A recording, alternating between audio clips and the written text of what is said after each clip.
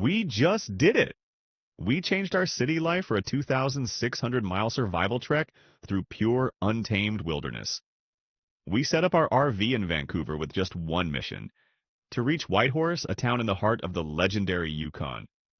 But this isn't a boring travelogue. This is the story of the craziest road trip we've ever taken. An adventure that brought us face to face with some of the most insane landscapes and incredible wildlife you'll ever see. We'll take you along on our journey and show you what it's truly like to leave it all behind and dive into the wilderness. So grab a snack, settle in, because the craziest trip of your life is about to begin. We picked up our rented RV and loaded it up at a mega superstore. Canada, here we come. As soon as we left Vancouver, it was game on. The city disappeared from our rearview mirror and made way for something massive, the mountains. The sea-to-sky highway is the most epic transition from city to nature imaginable. The road blasts past deep blue fjords, while on the other side, the granite giants of the mountains loom. You can't help but stop here because your jaw drops in amazement. At Shannon Falls, we felt the icy spray of this massive waterfall and realized just how small we are in this landscape.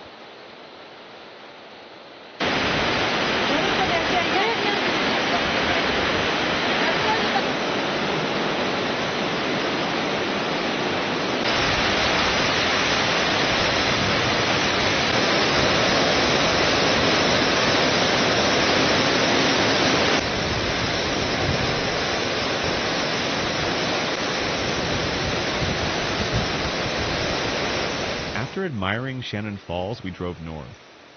We spent the night in the woods at Paradise Valley Campground, a beautiful spot. We started the day with a hike through Paradise Valley. There was a sign that bears had been spotted. It was quite exciting, walking through the woods together, knowing there were bears roaming free. Armed with bear bells and bear spray, we walked through the woods. It was beautiful. Luckily, we didn't encounter a bear.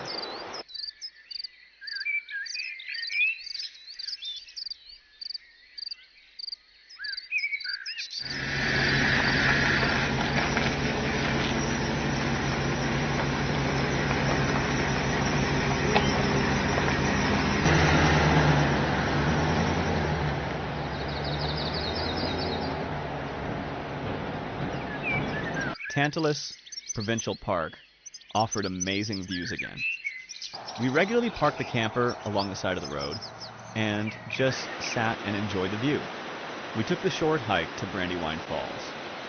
We always find waterfalls beautiful.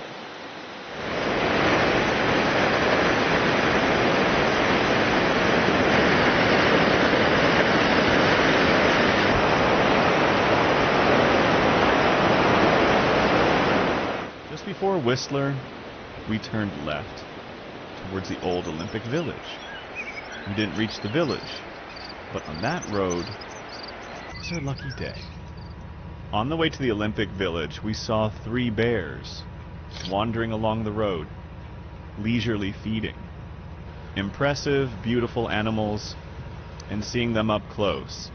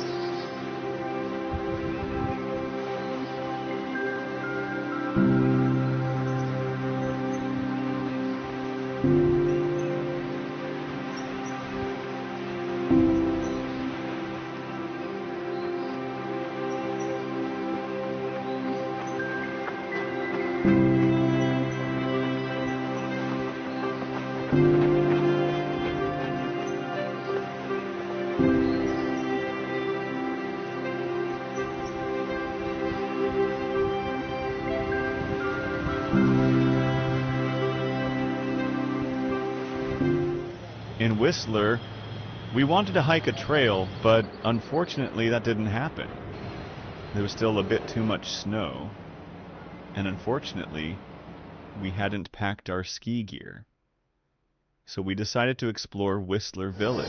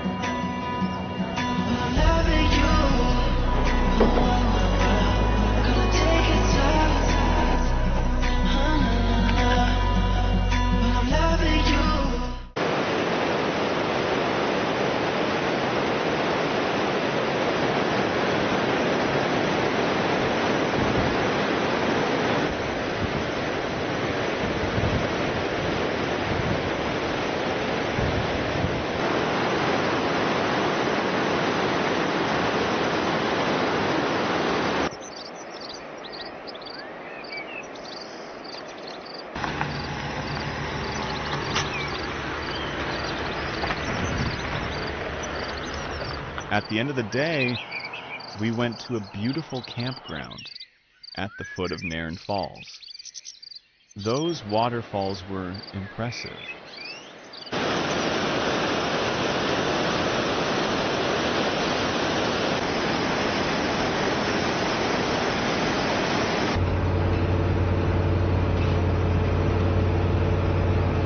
After a short drive, we hiked to Lower Joffre Lake. Our plan was to continue to Upper Joffre Lake, but the thick snow made it impossible.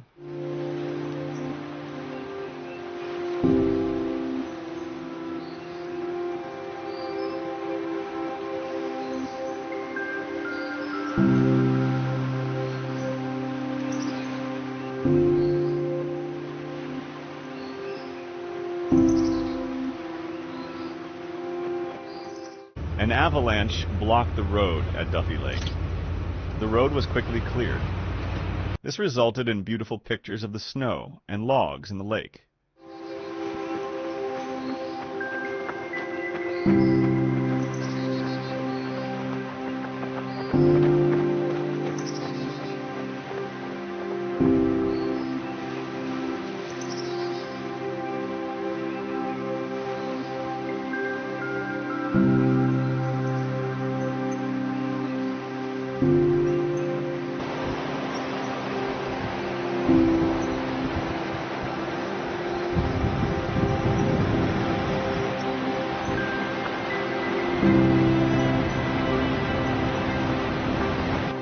The scenery remained stunning.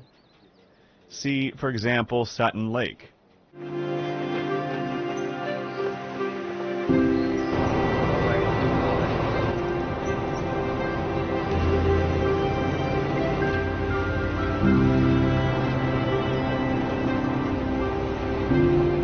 We stopped at the Hat Creek Range to experience the atmosphere of the Wild West. We then drove on to Clinton. We passed through Lillooet. That's where the Gold Rush Trail begins, which runs from Lillooet to Barkerville. Let's hope we find gold. We started the day with Chasm Canyon.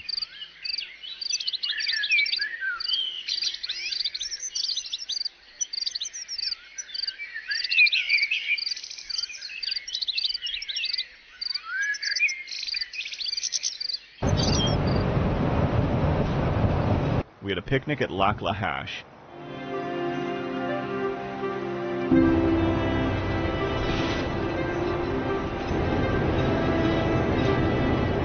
And crossed the Fraser River. The first few days were a warm-up. We had to get used to this new life in our mobile home and the bizarre scale of everything.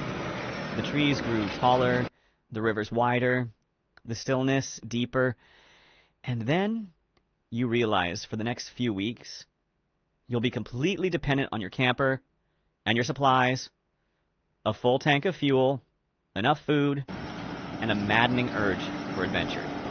The first few hundred kilometers were just the beginning. We felt the tension because We didn't know what awaited us in this wilderness.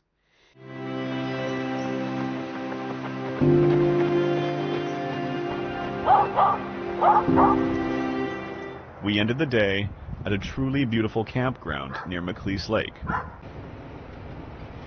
I hadn't been feeling well for a few days, but now we know what I had. Gold fever. Today, thankfully, that's over, and we continued following the Gold Rush Trail to Barkerville. Barkerville is a charming gold rush town. The entire town and its residents, everything here exudes gold. Well, residents. They're actors, of course, but it's a great story. We highly recommend it. Have a good day, then. Thank you. You too. Thank you. If you by any chance you need any representation, just ask for Joseph Park. Joseph. I'm the barrister at law here in town. Okay. All right. I have a lot of trust in you. Thank you. Good day. Good afternoon.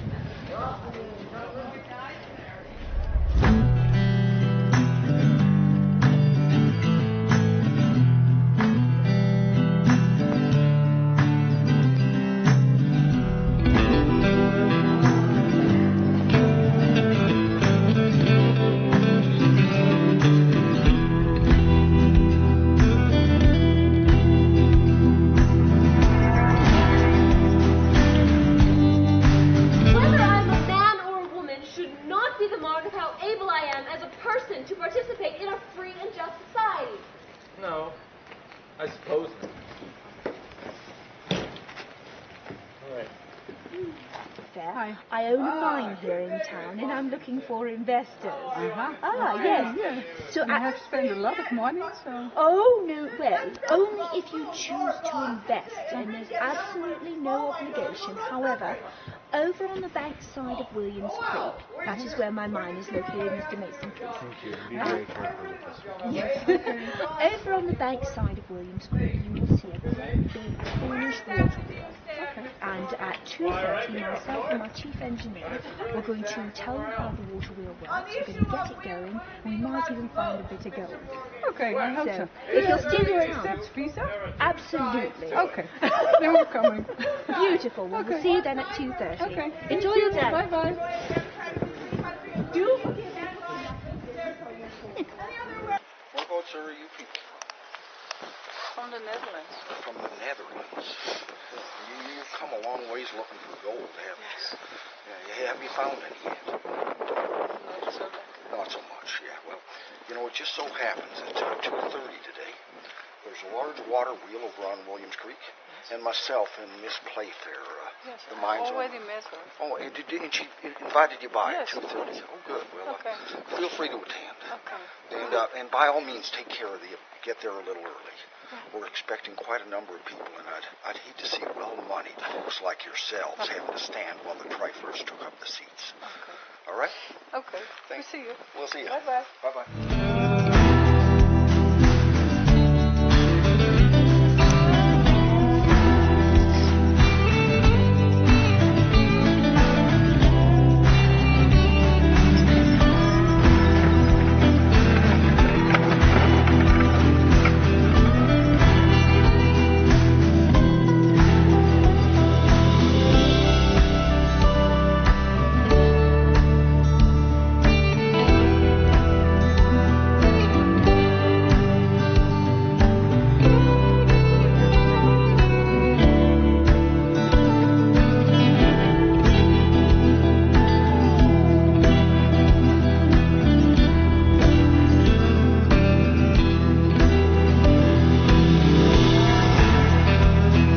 Here to Barkerville, welcome to the Sheepskin Claim, welcome to the investment opportunity of 1870.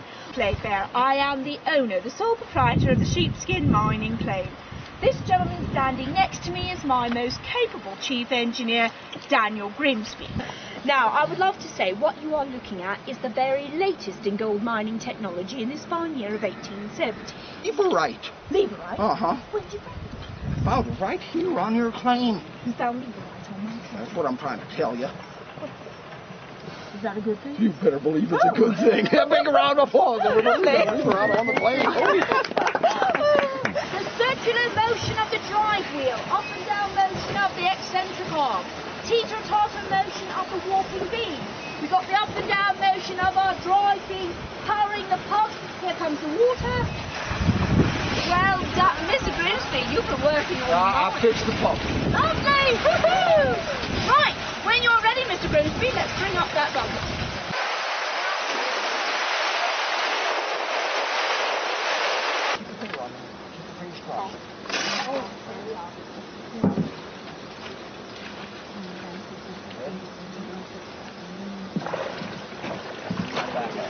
All right.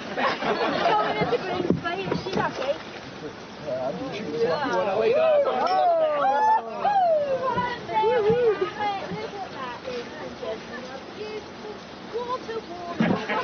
Just the sort of nuggets we shall see on a regular basis. Now, do recall, there are 3 shares available, $6,000 per jet. Look at that.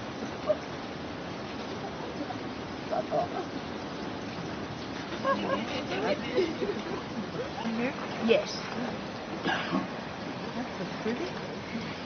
We know it's Williams Creek Gold because if you actually look at that, it's got a slightly greenish tinge to it.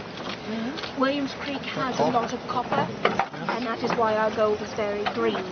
On occasion, we get gold that shows up in the creek that has a slightly reddish tinge, and that's actually coming from just up the way Antler Creek.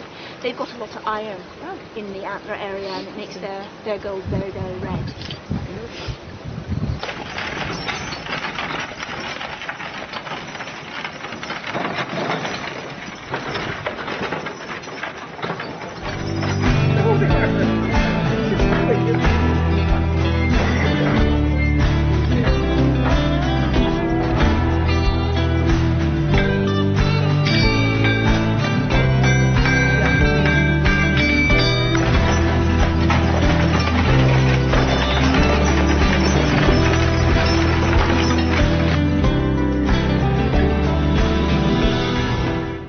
Spotted more wildlife today.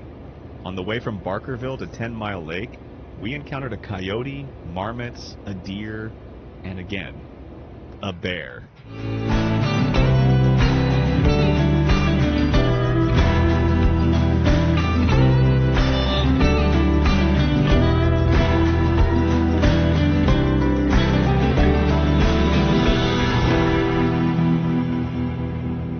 At 10 Mile Lake, we found a beautiful spot on the lake. It was stunning this morning by the lake. Well, that's a wonderful way to wake up. It was hard to leave this place.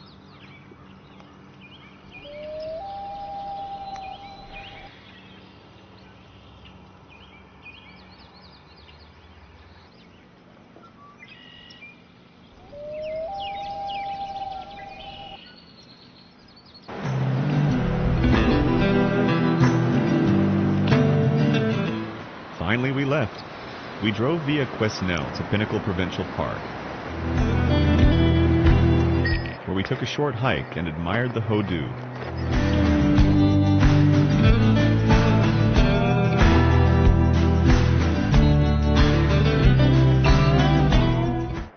In Prince George, we found a campsite to stay overnight.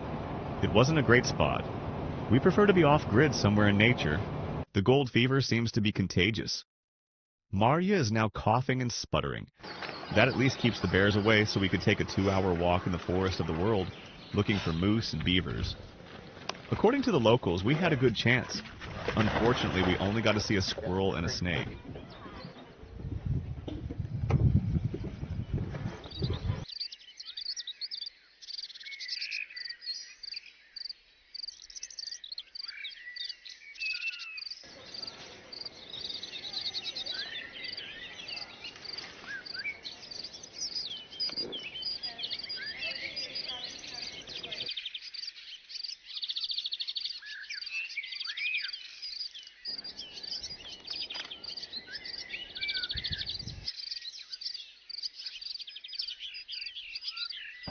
When civilization truly ended after Prince Gorge, we had to choose the safe Alaska Highway or the dangerous Cassiar Highway. For us, the choice was simple. We choose danger. We chose Highway 37, the Cassiar. This road is known for being rougher, more remote, and full of wildlife. We ended up with 140 kilometers of gravel road. You could better play tennis on it. All the glasses, cups, pots, etc. in the camper were banging against each other. A tremendous rattling noise. The dust penetrated the camper. It did, however, result in a beautiful trail along the Nechako River to Cheslada Waterfall and a mysterious burnt forest.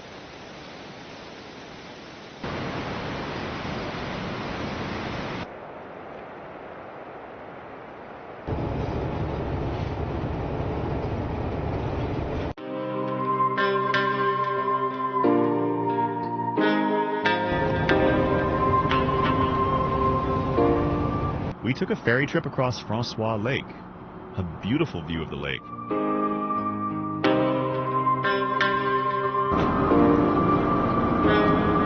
Afterward, we wanted to drive to Smithers on a gravel road. We'd been told we'd have stunning views of the White Mountains from there, but unfortunately, we could only get as far as Grenile on Babine Lake. There was still too much snow on the road, and we didn't have our chains with us, so we had to return to the main road. In Smithers, we found a beautiful campground with a view of a glacier. We enjoyed a wonderful campfire there. Today was a typical Dutch day. Rain all day, no grizzlies, no black bears, no moose, but we did see cows. We drove around to see Morristown Canyon and Twin Falls.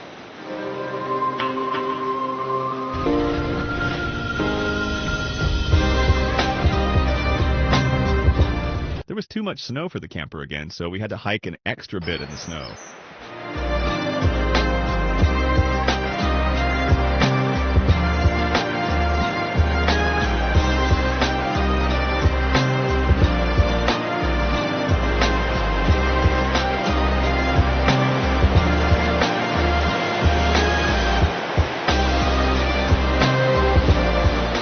After a bit of driving, we arrived at the ancient Xan village near Hazelton. Beautiful totem poles. We'll explore the village tomorrow.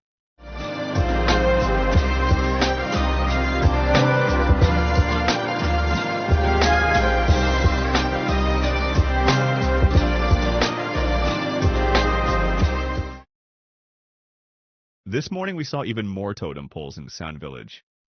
We were given a tour by a real San Native American. This first house we'll go into is actually the frog house. It was built in the most traditional manner out of all the houses that you'll see on our site today.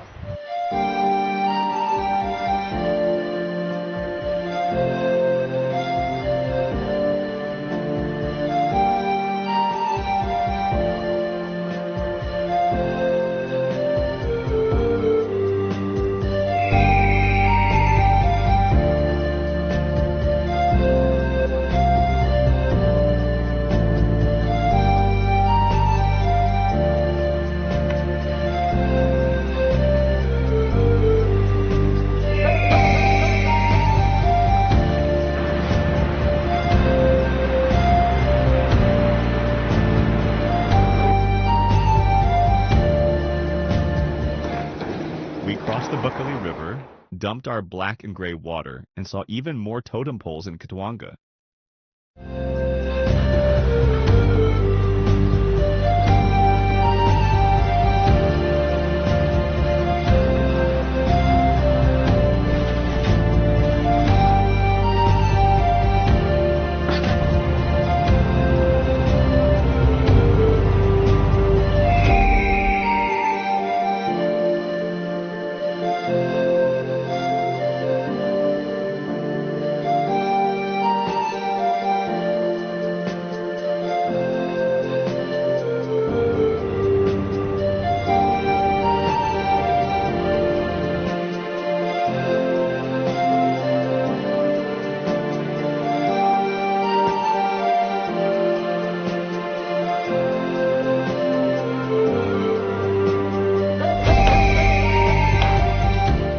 After encountering many black bears, a grizzly bear crossed our path today. Don't panic! The photo was taken from the car with a telephoto lens.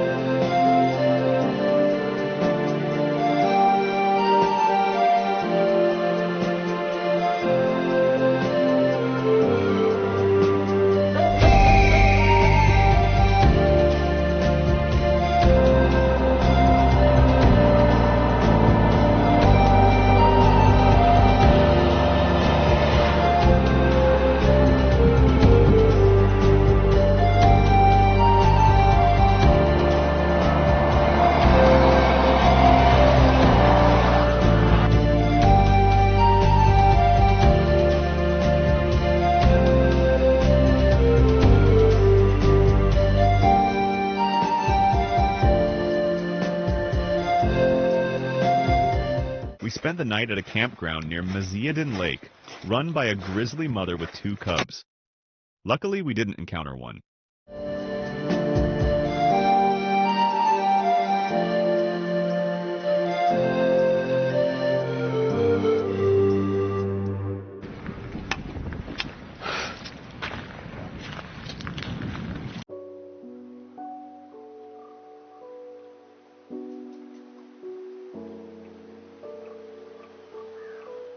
During breakfast at Maziadin Lake, our first beaver swam by.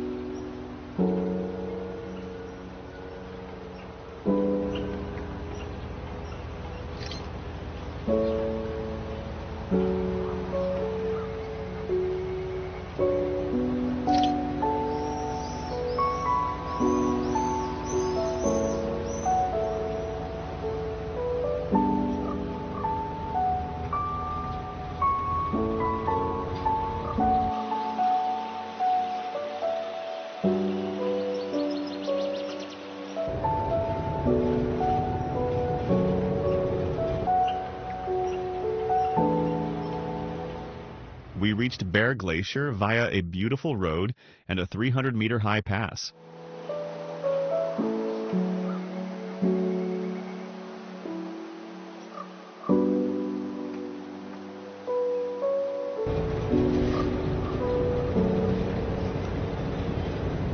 We drove along the Bear River to Stewart.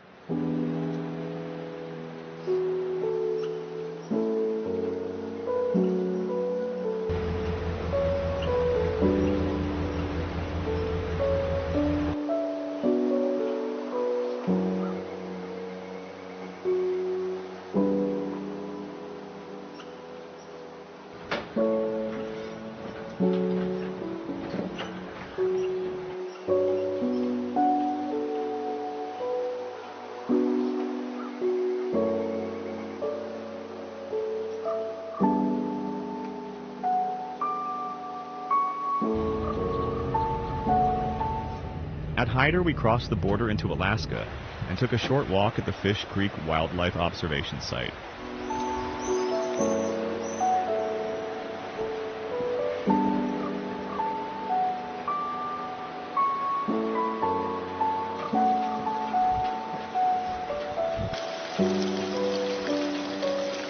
We had entered Alaska here to see Salmon Glacier, but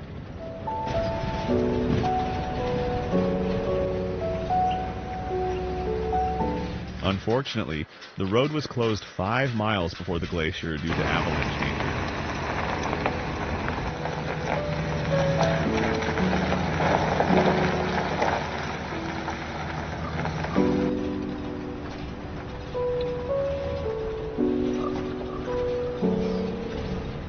We descended slowly, took a break to enjoy the magnificent view, and drove back to Stewart.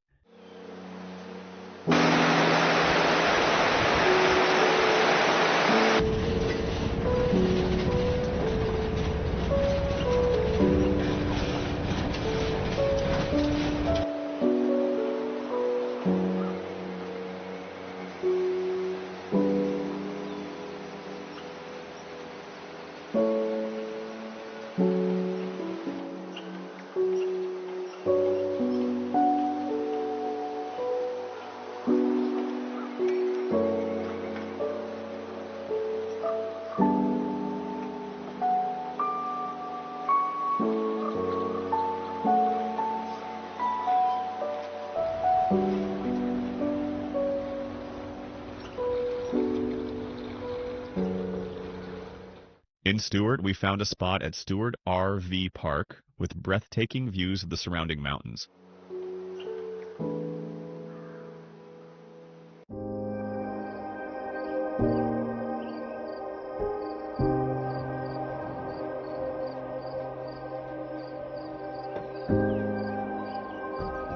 Today we return to Meziadin Lake, again passing the Bear Glacier, which is again very beautiful.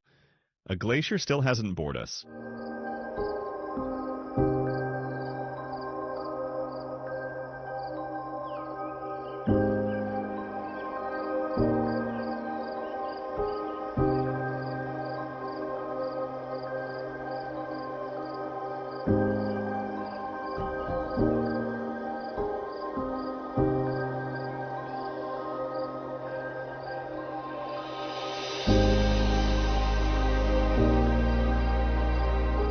From Meziadin Lake, we picked up the road north again, Highway 37, also known as the Cassiar Highway.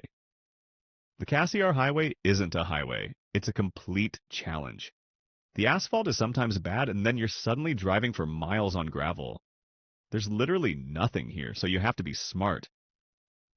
We made sure the tank was always full, because if you run out of fuel here, you're done. But what do you get in return? Priceless.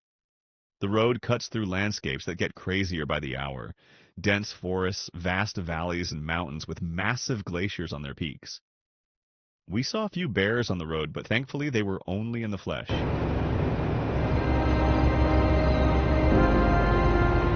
We reached the Canaskin Lake Campground at 3:30.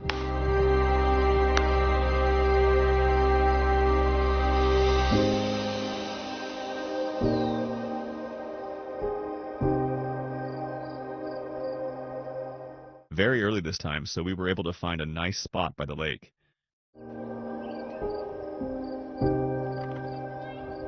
It was nice to enjoy the sun, chop some wood, and build a fire.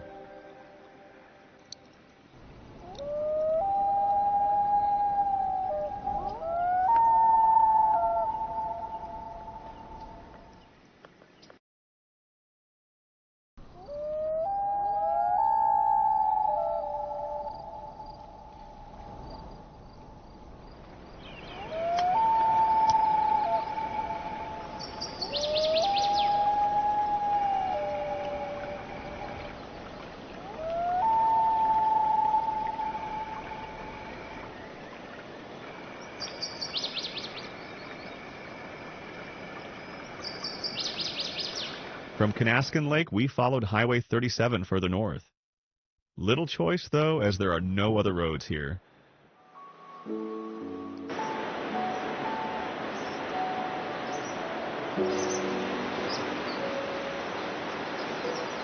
The road slowly winds towards the over 1,200-meter-high Nat Pass, although it winds, with only a few gentle curves.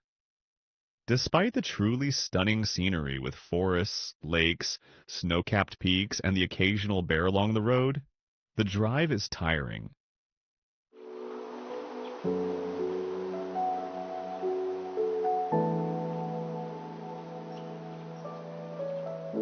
Fortunately, we arrive in Jade City for a change.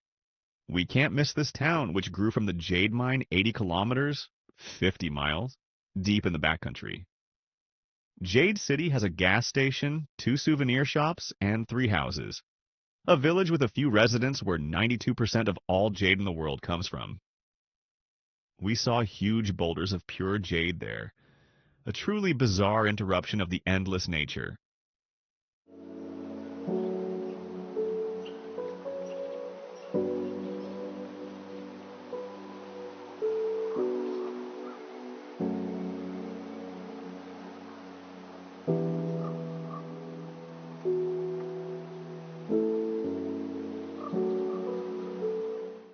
After many more kilometers on the beautiful yet sleep-inducing Highway 37, we arrived at the next beautifully situated campground, Boya Lake.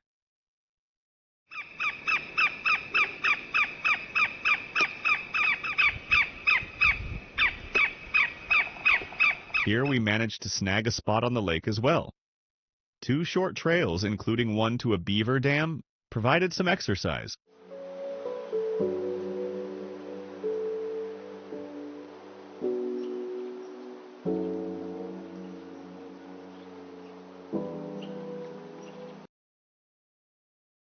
They say that when you're in Canada, you should go out in a canoe. That's easy to say, but the rental companies aren't very crowded here. And where you could rent a canoe, there's still a thick layer of ice on the lake. But the place that truly blew us away was Boya Lake Provincial Park. The color of that water is impossible to describe. It's a kind of luminous Caribbean blue you never expect here. The water is so bizarrely clear you can see the bottom. And right here, we were able to rent a canoe. Boya Lake is a large lake with lots of islands, sunshine in the sky, a gentle breeze, a canoe, and just a few birds, ducks, and beavers. Enjoyable.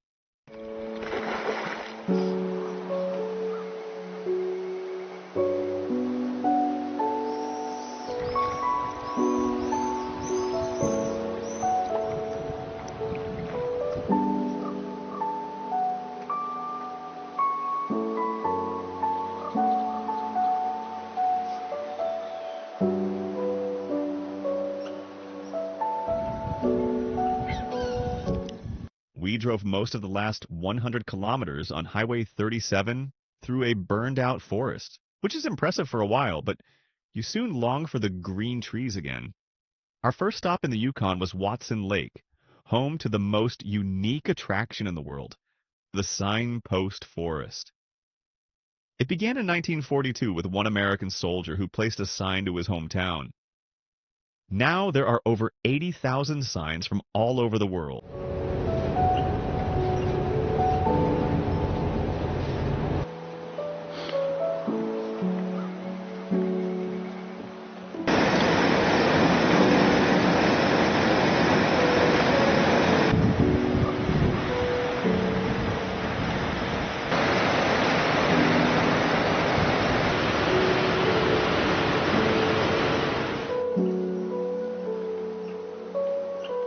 We're heading west. We're doing another loop through Alaska and the Yukon called the Golden Circle. From Watson Lake, we continued along the iconic Alaska Highway. This road is a monument. The distances are massive. Sometimes you drive for hours without seeing a single other car. The landscape is so vast it's almost hypnotic. We stopped at waterfalls and learned about First Nations culture.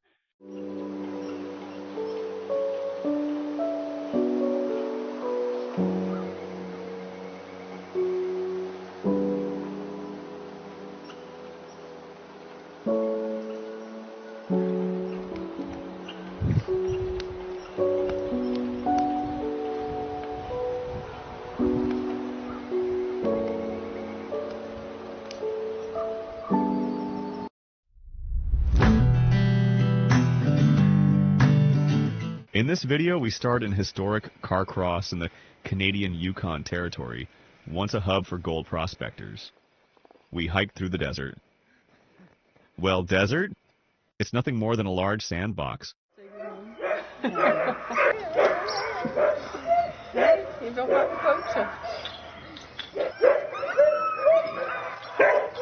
Next, we visit a husky farm.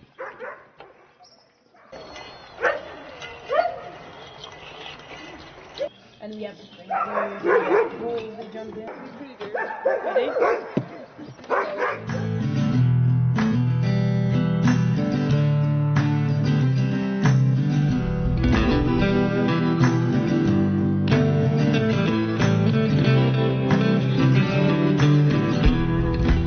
After a short walk on the beach, we explore the village.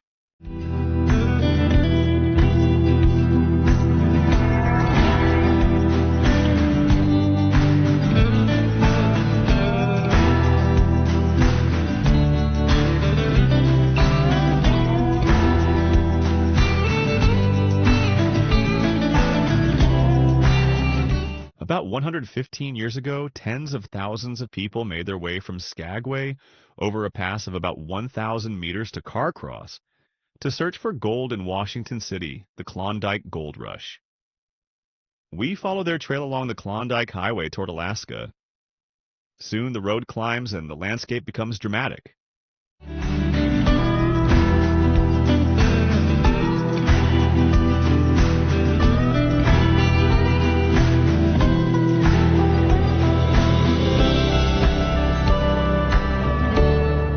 Welcome to White Pass.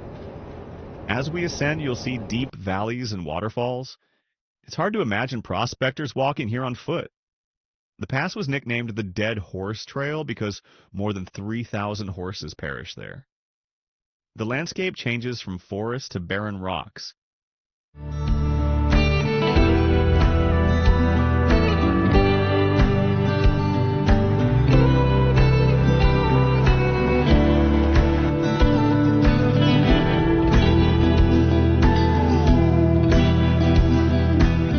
At the summit, at 873 meters, we cross the U.S. border.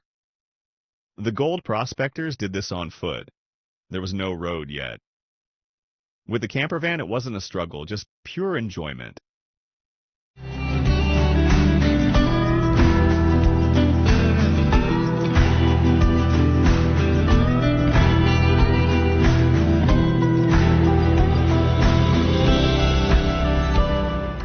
We descend White Pass to Skagway, a city steeped in the gold rush. With its historic facades, you'll feel like you're in a Western movie. It's a short stop for us as we're waiting in the harbor for the Alaska Marine Highway ferry. A tip: reserve your spot in advance, especially during peak season.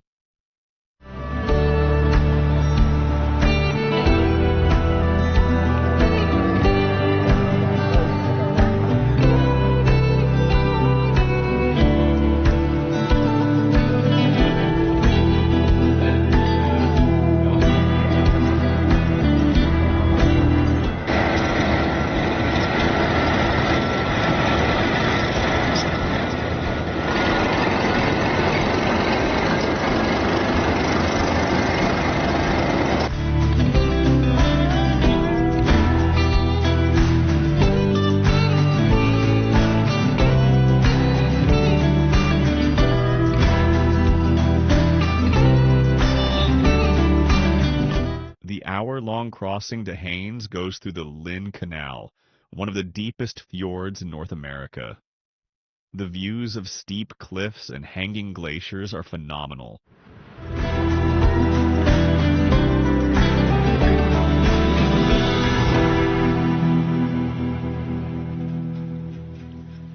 In Haines, we're not on a lake.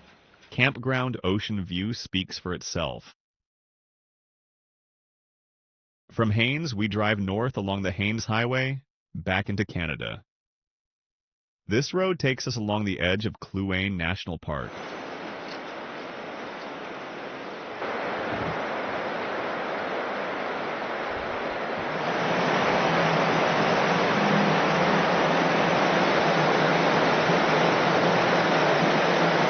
The landscape becomes more expansive, and this is the domain of the grizzly bear. It doesn't take long before we spot one along the road.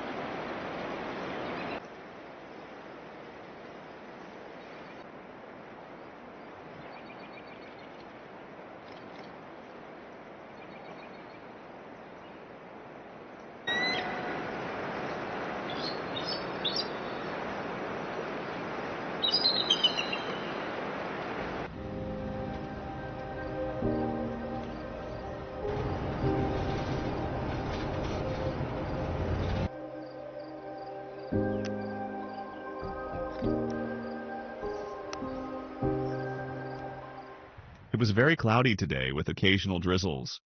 A real shame, because the truly high mountains of Tatshenshini and Kluane National Parks were so hidden by the clouds.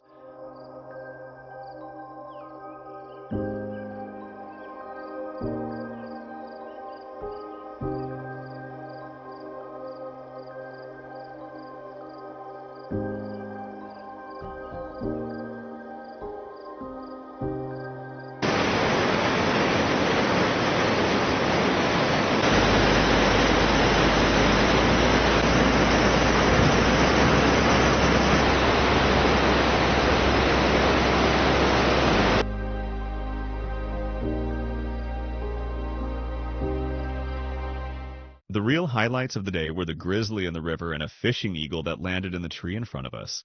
In the evening, we found another beautiful spot at Dezidayash Lake Campground, by the lake, surrounded by snow-capped mountains.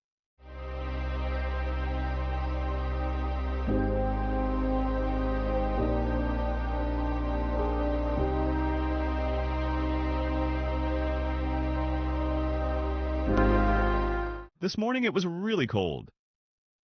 There was only a light frost, but the strong force 4 wind blowing across the icy lake made it less than ideal skating weather. We stopped at half-frozen Kathleen Lake.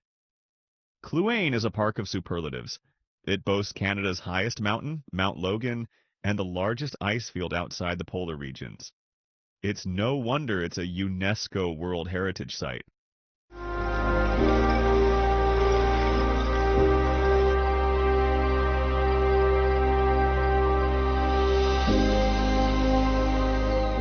At Haines Junction, we had chosen a 5.5-kilometer trail.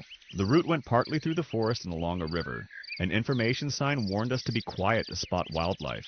Next to it was a poster that warned us that grizzlies were present, so we should make noise to avoid startling the bears.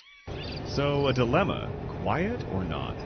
Armed with bear bells and bear spray, we started the hike, chatting loudly. It worked. We didn't see a bear. Unfortunately, no other wildlife either. The last 150 kilometers east on the Alaska Highway to Whitehorse were straight as an arrow again. In Whitehorse, we reached civilization again. Lots of people and lots of cars. There are even traffic lights here. We started this morning with the usual camper van breakfast. After that, unfortunately, no driving, hiking, or canoeing, but packing our things and cleaning the camper van. Then we went downtown for some shopping. It's very well organized here. There's just one shoe store, one clothing store, one bookstore, one sporting goods store, etc. Ideal, really. The Klondike was also open to visitors today, which was definitely worth it. The streetscape in Whitehorse is quite funny. Tourists walk around in thick sweaters or jackets, while the locals are quite happy in shorts and a t-shirt. We finished at the McBride Museum, which tells the history of the Yukon, which was interesting after this road trip. After returning our rental camper van in Whitehorse, we flew back to Vancouver. We skipped Vancouver at the start of our camper van road trip, but now we have a few days to explore.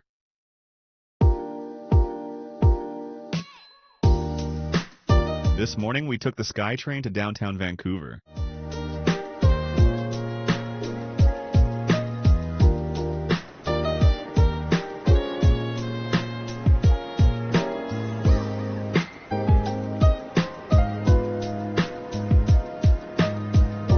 We walked to Harbor Water Airport. It's a lively place. It was fun to watch the seaplanes come and go.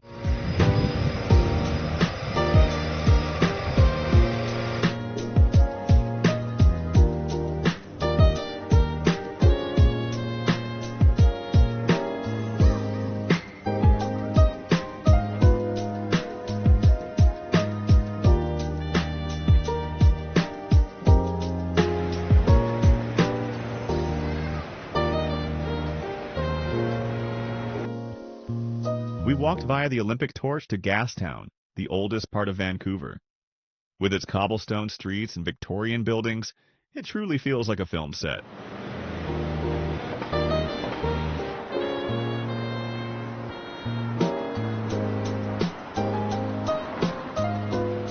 The star attraction is the steam clock, which plays a steam whistle concert every hour. During the day, it's incredibly lively here with trendy shops, although the atmosphere can feel a bit grittier in the evening. It's still an absolute must-see to experience the soul of the city.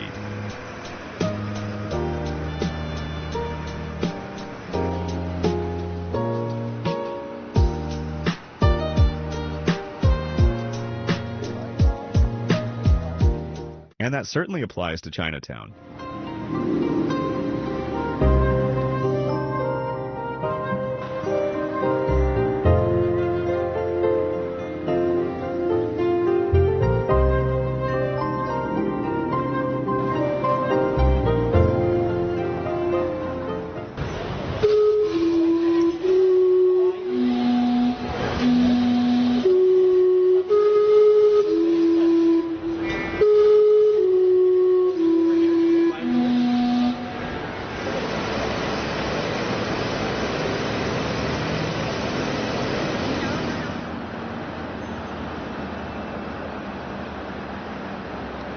You can climb the Vancouver Lookout.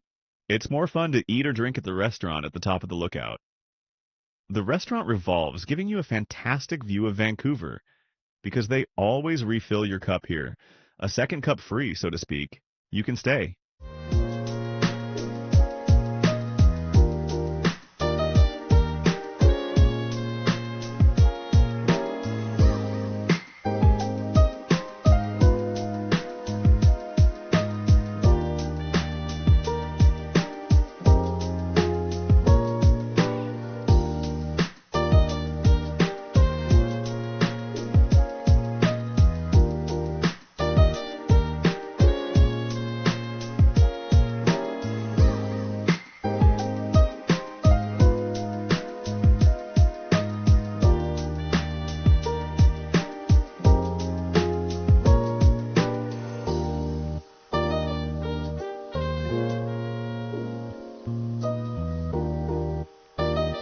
After 3 cups, we were done.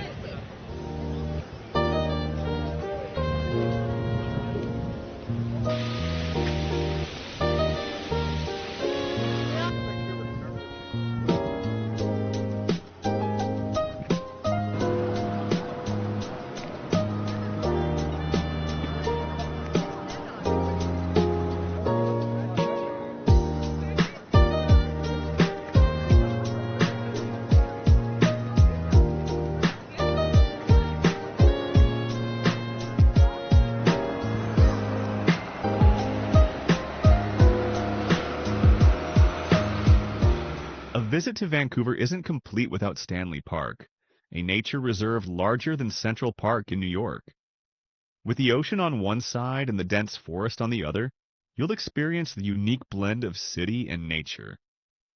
You'll walk past totem poles with a breathtaking view of the Lions Gate Bridge.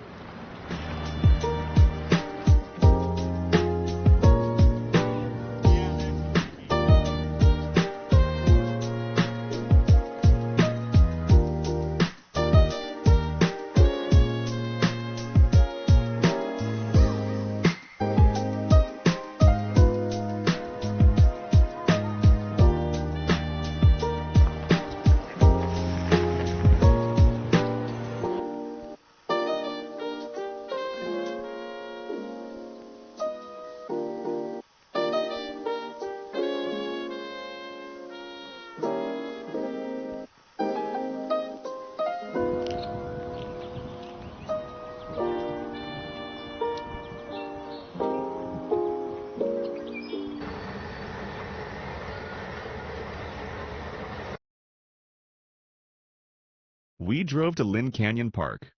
A suspension bridge like that is always fun. We took a short walk in this rainforest.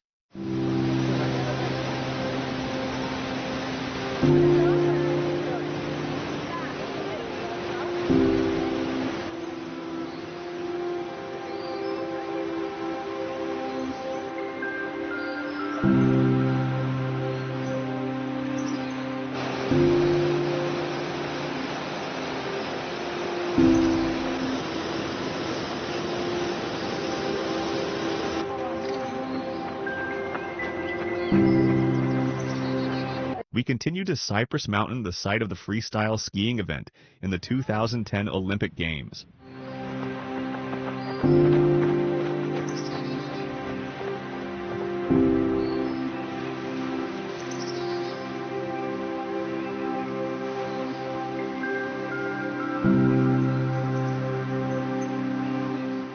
In Lighthouse Park, we walked to the lighthouse.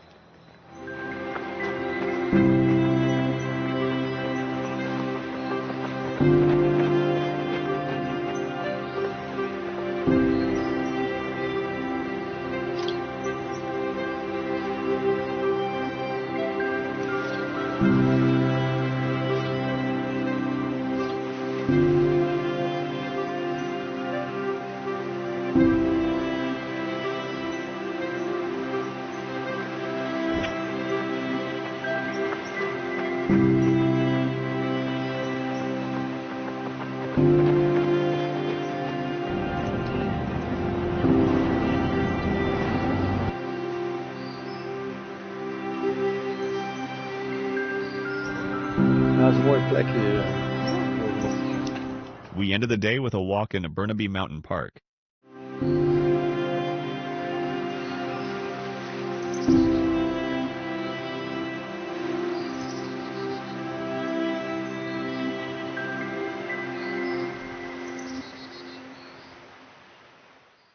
On our last day in Canada, we visited the Terry Fox Memorial. Fox runs to the ocean here as a symbol of the Marathon of Hope, in which he ran a marathon every day for 143 days. He passed away after 5,373 kilometers. The Terry Fox Foundation has now raised more than $800 million for a world without cancer. After that, we took a charming aquabus to Granville Island. The ride across False Creek alone with views of the skyline is an experience in itself.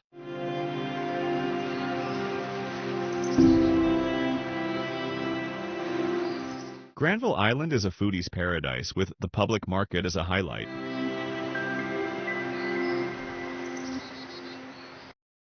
What an unforgettable trip. This route starts in Vancouver and takes us along the Sea to Sky Highway and the Gold Rush Trail to Barkerville. We'll drive along the Cassiar Highway and the Alaska Highway. The Gold Rush Trail over White Pass took us into Alaska and through Kluane National Park to Whitehorse. This route is more than just a collection of beautiful images. It's a journey that connects you with history and the grandeur of nature. A road trip we highly recommend. Vancouver was the perfect ending to our camper van road trip from Vancouver to Whitehorse. Which place would you like to visit? Let us know in the comments.